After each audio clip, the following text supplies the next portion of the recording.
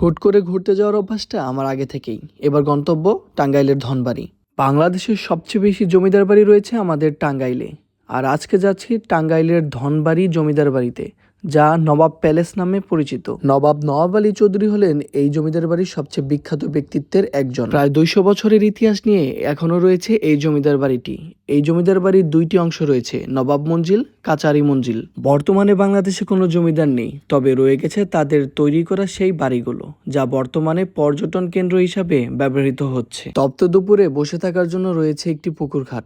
কিছুক্ষণ সেখানে বসে রইলাম। বসে থাকতে থাকতে হঠাৎ শুনতে পেলাম আজানের ধ্বনি। এই নবাব প্যালেসের ঠিক সামনেই রয়েছে সুন্দর একটি কৃষ্ণচূড়া গাছ।